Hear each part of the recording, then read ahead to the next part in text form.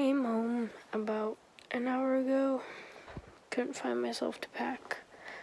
I have 1 hour to pack. And I'm gonna meet my friend who's going to pick me up. And then off we go to meet my class, then go to the airport. And I'm so tired.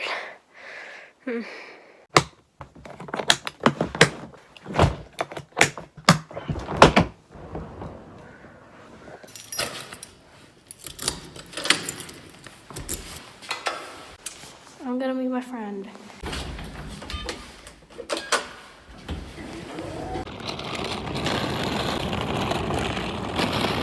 Hvordan går det? Jeg hørte at du kom hjem litt seint I dag. Veldig.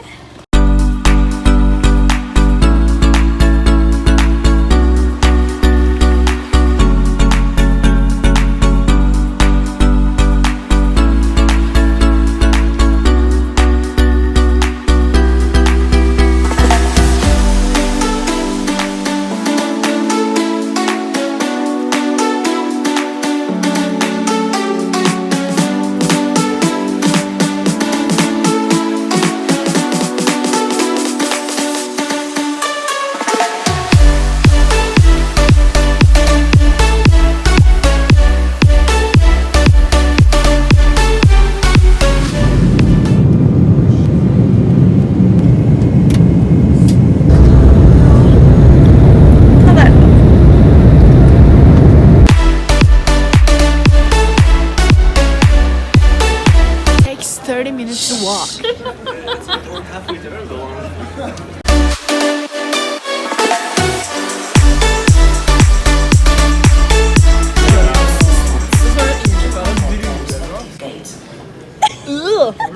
Se på blikket hans nå. Oi, sykt ekkelt. Det ser ut som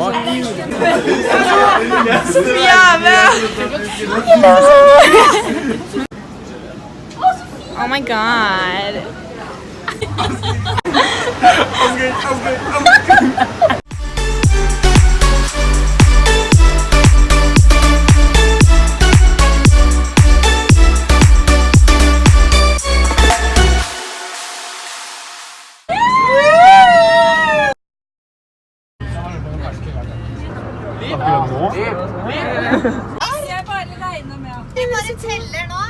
So as you can see, we finally made it to Kosovo. We've been here for about 10 minutes, and of course, we managed to lose 2 students at the airport.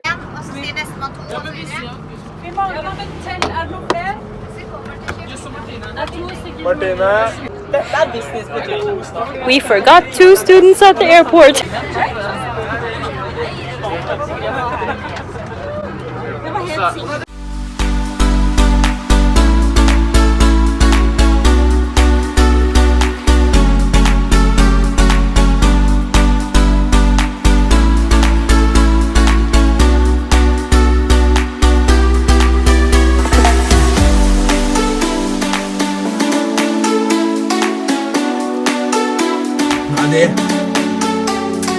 Hi vlog! This is the view from outside. We have room 405. This is our room. And we have a little balcony. She didn't get her luggage. This is the bathroom. Martin, så fint bad. Such a big shower.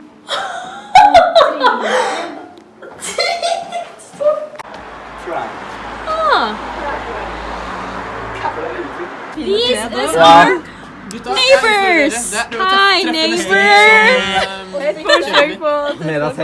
So this is all of our first times in Pristina in Kosovo, or our first time in Kosovo in general.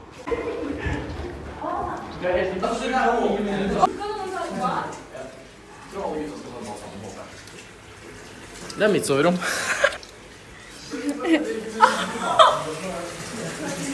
Other room, they have a living room, like a bar, mini bathroom, a room, another big bathroom, and another room. Now we're gonna go out and eat. So hungry.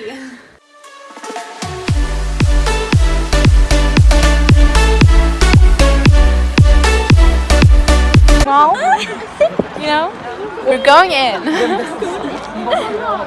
It's literally really big. Film it! Film it!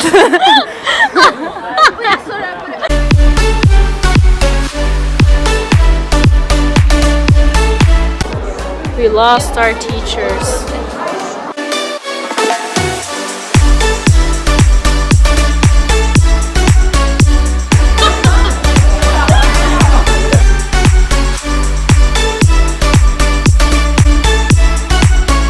They have potato inside of their burger. Now we're in the food market. Going to buy some snacks. You're so dead when you speak. Can you see it? Yeah.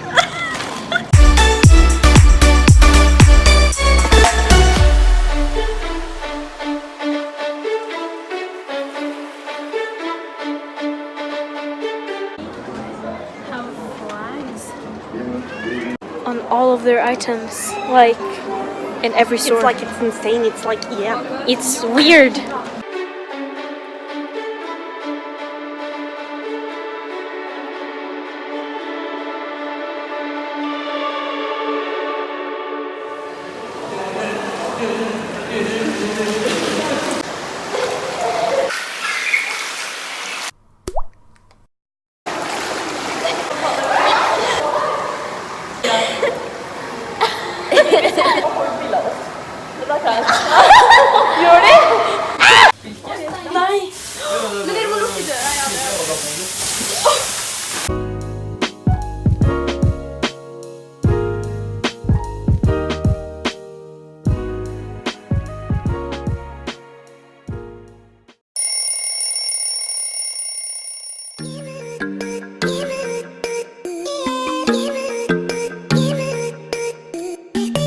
Vi kan inte ta bilder av de barnen.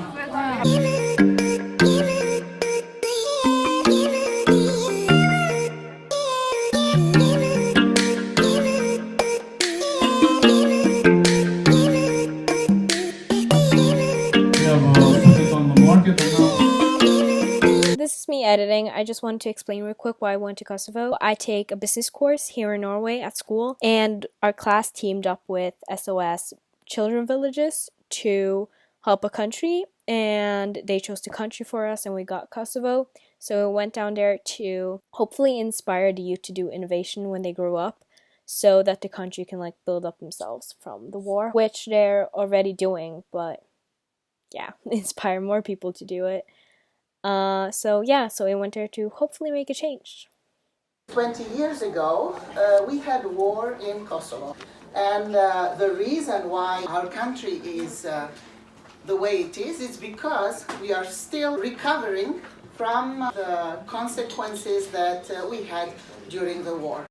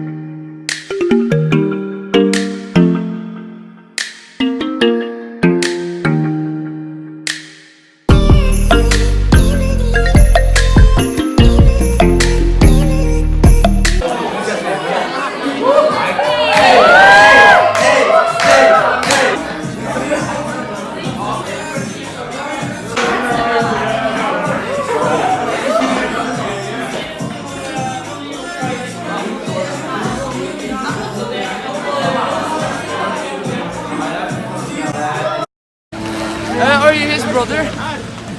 Vroom.